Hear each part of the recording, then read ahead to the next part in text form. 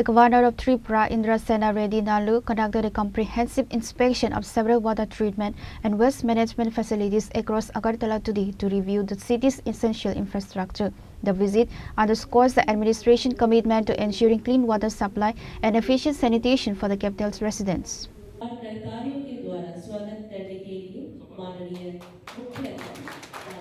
The governor's itinerary included several critical urban utility hubs. The governor reviewed the Akhora sewage treatment plant, Tandinamura MRF and transfer station, and Usabaza water treatment plant.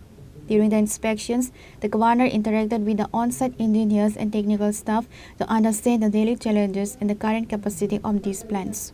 Governor Nalu expressed the need for continuous modernization of these facilities to keep pace with the growing population of Agartala. Agartala municipal corporation state के लिए एक prestigious city है। ये prestigious city north east में सबसे अच्छे आगे जाने के लिए पहला तो आम पब्लिक के लिए स्वच्छता होना है, स्वच्छ पानी होना है। और उसी लिए आज मैं गार्बेज का पुराना यूनिट और वैसे ही storm water drain, sewerage line और वाटर ट्रीटमेंट प्लांट देखने के लिए आया हूँ। बहुत अच्छा स्कीम्स ले रहे हैं।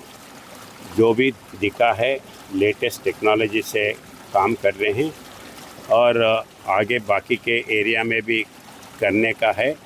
वैसे ही जो लो लेवल फ्लड एरिया है, लो लेवल फ्लड एरिया के लिए अलग स्कीम लेके जो अभी पानी जहाँ जहाँ तालाब है राजा के टाइम पे बनाए से हैं, उनको कैचमेंट के लिए, स्टोरेज के लिए और डेप्थ करके आगे कभी भी कितने भी पानी बारिश आने दो उसका प्रॉब्लम ना होना, उस दिशा में काम कर रहे।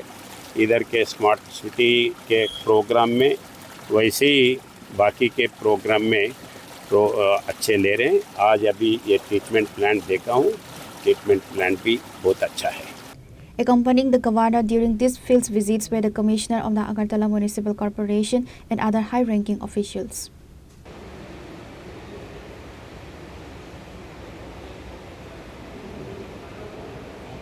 Reporter Pranav from Agartala, Chini Khora.